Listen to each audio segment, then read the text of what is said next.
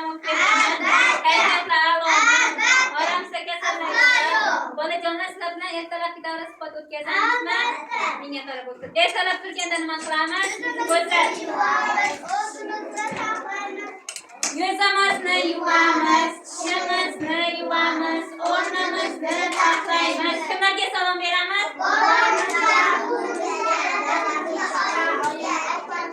Otamizga ofarin. Bolajonlar, respublikamiz O'zbekiston, poytaxtimiz Toshkent, viloyatimiz Samarqand, tumanimiz qishlog'imiz bog'chamiz Shirin dunyo nomli bolalar bog'chasi, guruhimiz bir hafta necha kundan iborat? 7 kun. Aytamiz. Dushanba, seshanba, chorshanba, payshanba, juma, shanba, yakshanba. Dushanba, seshanba, chorshanba, payshanba, juma, shanba, yakshanba. Bir yilda nechta fasl bor?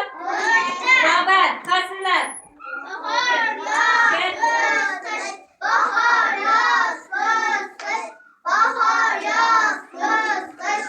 Bahor, yoz, qish. Bahor, yoz. Bolajonlar, sizlar bilan bugungi kelajak savotimiz tozalik bu salomatlik ekan. Nima ekan?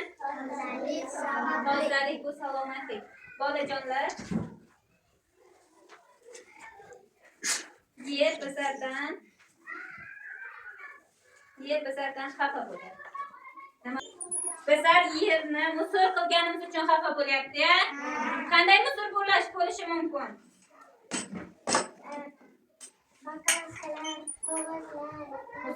Har joyga tashlaganimiz uchunmi? Yana Shahriyor o'tir.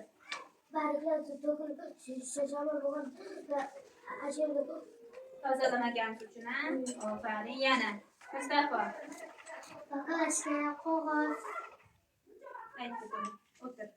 Yer bizdan xafa bo'lyapti. Nima uchun xafa bo'lish mumkin? Avvalambor ob-havo buzilgani uchun, hozir respublikamizda har xil zavodlar, fabrikalar ko'payib ketdi, va haddan ziyod mashinalar ko'p.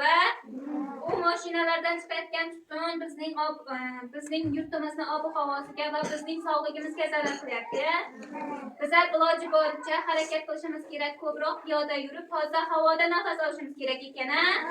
Ikkinchi, toza havo tanga davo. Ertalab turganimizda o'rnimizni taxlab, joyimizni taxlab, yuzimizni, tishimizni yuvishimiz kerak ekan. Sovunlab yuvishimiz kerak ekan qo'limizni. Tishimizni-chi? Zumlay pastada yuvsak, tishimiz toza, ozoda bo'lib va oppoq bo'ladi-ya. Xonadori yaxshi o'tir. Keyin bolajonlar, mashg'ulotimizni davom etamiz. Ertalab bobolarimizga, buvilarimiz, oyi, dada, aka, opalarimizga salom berib, bizlar xonadonimizdagi, uyimiz va hovlimiz ichidagi narsalarni joy-joyiga va ozoda saqlashni o'rganishimiz kerak ekan. Ozoda bo'lsak, hamisha bizlar sog'lom bo'lar ekanmiz. Sog'lik bo'lishning birinchi yo'li nima ekan yo'li? Uyimiz, bu avvalambor o'zimizni, oilamizni, yashayotgan uyimiz va hovlimizni ozoda saqlashimiz kerak ekan. Bu biz uchun va yaqinlarimiz uchun foydali ekan.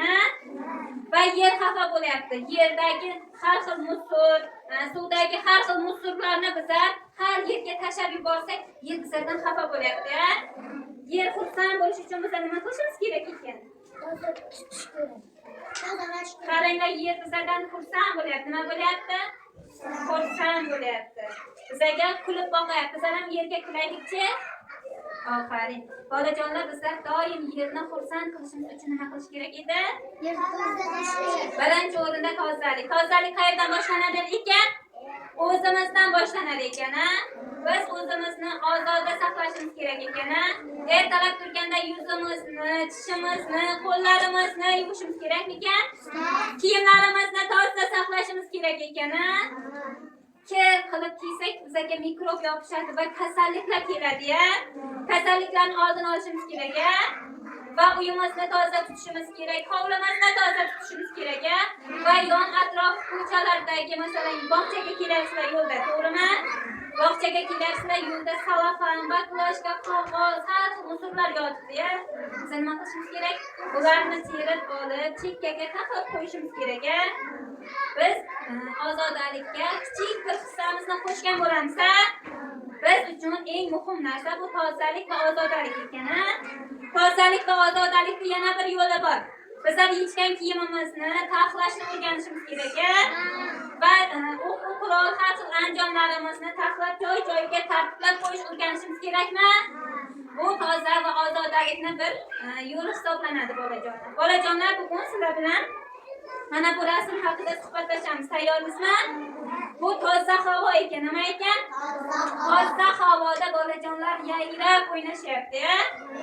Bu toza havo bizga qayerdan kelyapti? Daraxtlardan kelyapti. Daraxtlardan bizga toza havo kelyapti. Biz toza havodan nafas olib mazza qilyapmiz. Bizlar bugun mana qushlar, kapalaklar, gullar